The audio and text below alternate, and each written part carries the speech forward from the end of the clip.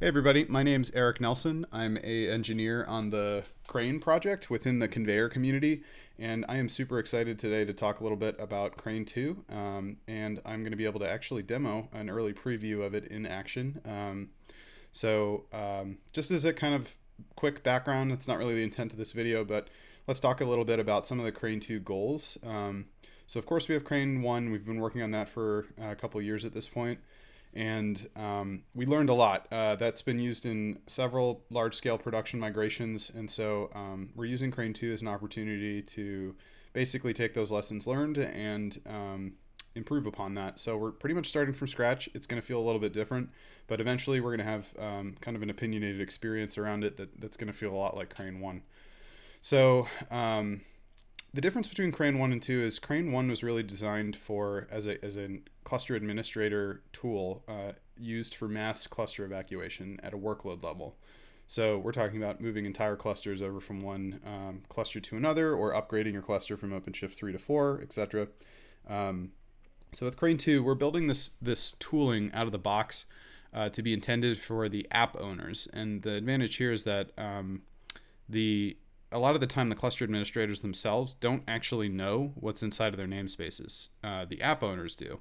So if we can distribute the load a little bit out to the app owners to handle their own migrations, that's going to help cluster administrators a lot. And we've had a lot of interest in non-privileged migrations as well. So Crane 2 will operate at the level of privilege that the cube owner that's currently logged in is going to have. And we'll be able to do whatever that user is able to do and no more. Secondly, we built this as Crane 2 as effectively a Unix toolbox. So it's a series of these kind of independently useful commands and tools that can be composed together to do something that's more sophisticated and interesting. And so this is like really flexible. It's very easy to debug. We found it to be like really helpful throughout a lot of our experience with larger scale cluster migrations. And then thirdly, it's extremely extensible. So a lot of people want to be able to kind of customize their migrations, and so we're allowing the user to extend and choose what customizations they'd like. We're going to have kind of a marketplace of generically useful plugins. We'll get into that in a little bit, and then we can codify that logic and publish it and share it out to the community. So we're very much community focused here. And then finally, the intention for Crane 2 is to help you get into the world of GitOps. So we've kind of taken an opinion that you really need to, like when you have your source workloads, often there's a lot of cluster specific information that's baked into that. So often you'll want to be able to apply some transforms to those objects as you export them to strip out all that information that's specific to that environment, so that you can version it in a cluster agnostic way, and then use GitOps to take advantage of hybrid cloud and migrate your application out to the hybrid cloud. And then finally, we're really developing this against the lowest common denominator. So this is intended for Kubernetes out of the box. It'll work on your favorite Kubernetes distribution. In our case, we like OpenShift a lot, but that's not necessary in this case.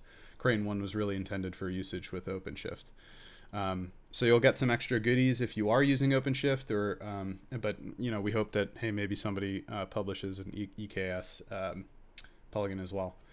So I've put together this repository here as a way to demo just kind of a toy example that I've got in my cluster, an Nginx example. It's got a PVC, it's got a route, which of course is an OpenShift concept, but it's not necessary, or there's nothing tied to it. And I've got a README, so I'm hoping that this README you'll be able to walk through everything that I'm showing you today. Once I've got this README up and running, you should be able to check it out. It builds everything from here, so you can just run these scripts and you can poke around in the demo yourself. So I'm going to pop over to the command line here. So I've got this checked out. Let's just clean it. I'm going to clean all the build directories and everything. So as I mentioned, Crane is really a series of commands that can be piped into one another. Actually, let me mention too, there are a few prerequisites that we assume. So we're also going to assume, I'm going to show an integration with Argo as the tool of choice to implement the GitOps flow. So I do expect to have a cluster with a toy application, and I have an Argo instance somewhere that can see my Git repository that my app is going to end up in. So Crane at a high level functions as a few steps. So the first step is it uses export. So it's going to, you're going to point it at your source cluster, tell it a namespace to discover. It's going to go out and discover everything that's in there, and then it's going to export it to disk. The next thing that you're going to do is use transform. So like I mentioned before, you'll use a series of plugins that generate a set of JSON patches. So this is really cool because JSON patch is very hackable. It's very readable. So you'll know exactly what's happening, and that also gets exported out to disk. And then finally, you're going to run through an apply command. So that actually applies the transforms onto your exported files that are on disk. And then you're going to get another directory with all of your outputted cluster agnostic Kubernetes manifests. So the cool thing about all of this is that, again, it's all non-destructive. So nothing is actually operating on the things that are in your source cluster. It's all happening on disk. You can manipulate these and hack them as much as you'd like. And then it's also idempotent so that you can rerun it over and over again, and you're going to end up with the same result. So it's very functional in that respect. We found that to be incredibly helpful. It's definitely something that we've learned from a lot of our prior migrations. Then finally, I've got the GitOps migration here. I need to update the README, but that will be updated, and I'll add a link to the description as soon as I post this. That will show you how to integrate this with Argo and be able to deploy it.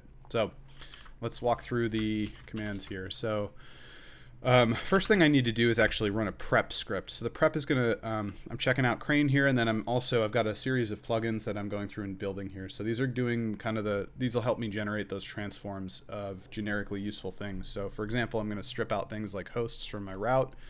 I want to pull the status information.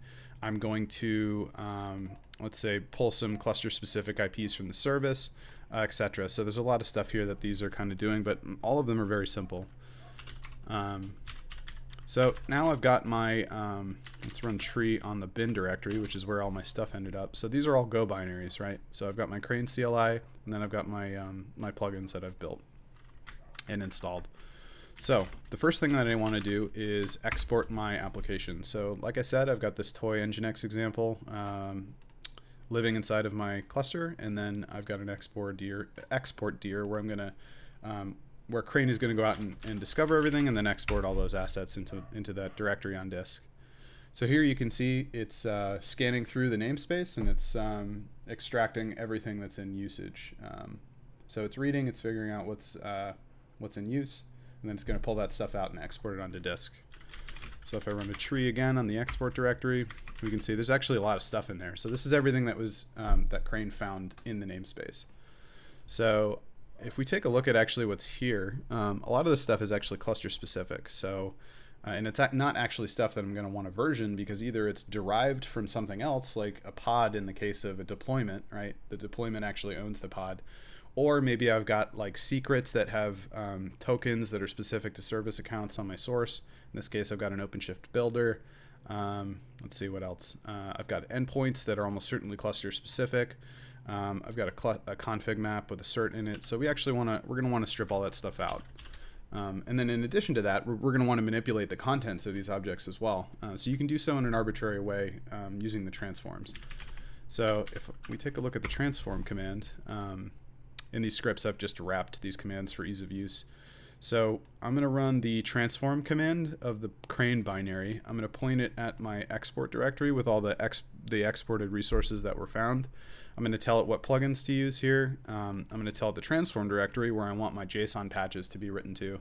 And then finally, you can actually, this is a cool feature that we just added, you can add some optional flags to actually provide input to those plugins.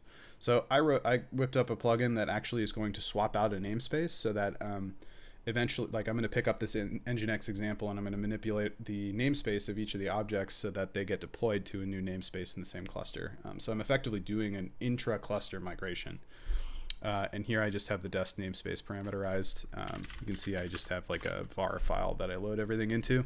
So the namespace that I want to deploy into is called my dest namespace, and that's the Nginx example foo. So let's go ahead and run that transform command. So you can see there's a lot of output here. Mostly what this is doing, it's applying all those plugins and it's generating those JSON patches. So I've got a lot of whiteout files in here. That's going to tell Crane to actually strip those once it gets applied. And then similarly, we had a bunch of all the other like mutations that we wanted to apply. So if I run tree on the transform directory, there's actually not that much in there. So these are the transforms on the objects that I actually want to keep.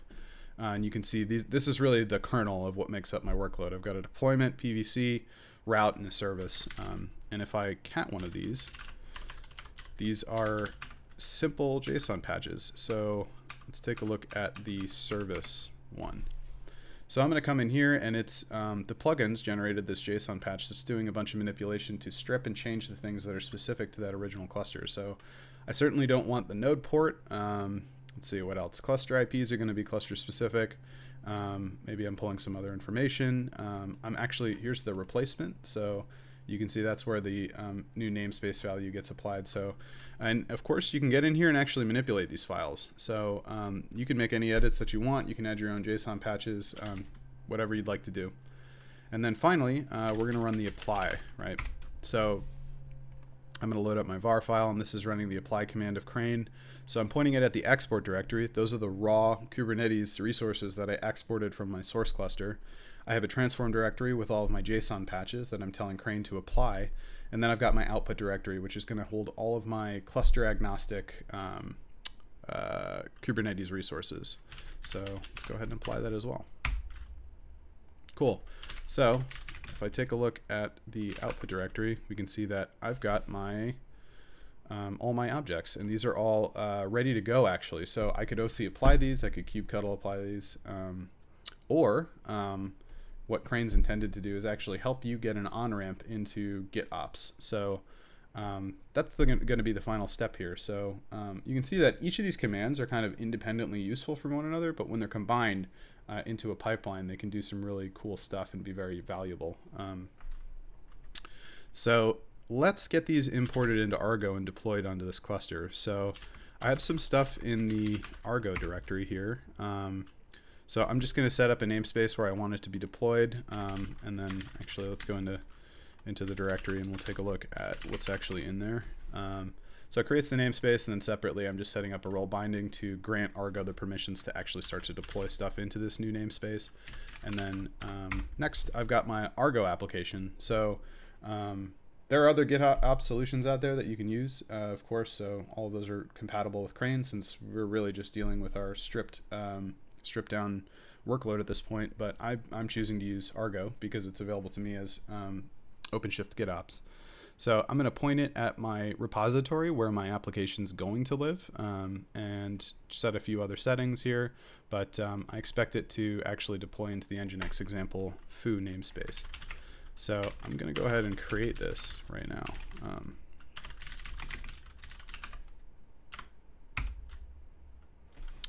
Great.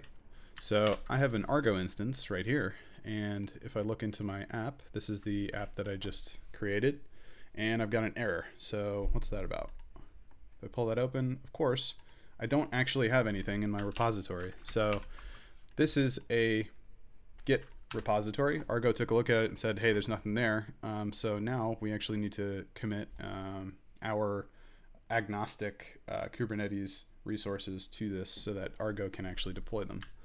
So if I come back over here, I actually have that checked out, as it turns out. So I have an Nginx example foo, and in fact, I already have some stuff committed to this, but just for the sake of demonstration, we can rsync that stuff out.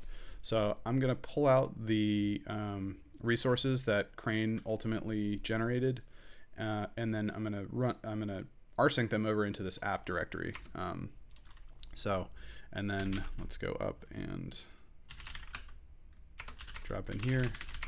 And actually, I've already done this, so but normally you would just commit these and then push. So actually, I am going to push that, right? Because now I've created a new branch over here in the repository. So if I reload this, now I see I've got that, and then we should see Argo actually pick this up if I refresh it. So there it is. So now I've got my PVC. I'm going to see the deployment, which spawns the replication and the pod. So this just got provisioned. The PVC was satisfied by the dynamic provisioner, and now we should see actually the pod come up pretty shortly here. and there it goes, it's running. So if I refresh the page, now I've actually got my source application versioned, and it's currently being managed and deployed by Argo. So I'm fully ramped up into GitOps, and now I can actually point this thing at whatever clusters I'd like. So if I come back over here, let's take a look. I want to figure out what namespace I'm in. And there's my route. So just to confirm, I am in this new namespace that I just migrated into. And finally, if I come to this route, there you go. I can see that I have successfully migrated my my application. So super exciting. I'm personally very interested in where this is going. I think there's some really exciting aspects to this. We're going to follow up with tons of videos, I'm sure. We'll be showing off plugins and kind of a lot of the other stuff that's making us all pretty excited. So we'll also touch on state transfer, a couple other interesting things, but I just wanted to quickly demo this and get this shown off as an early preview. And like I said, I'm going to post this to the video description so that you'll be able to run through this yourself. You should be able to actually just check this out, follow the README, and walk through and kind of poke around yourself if you're interested in it. I think that about wraps it up. So thanks very much. Please check out Konveyor.io. That's where you can sign up for the mailing list. You can find us at the #Konveyor channel in Kubernetes. And then, yeah, I think that's it. Thanks so much.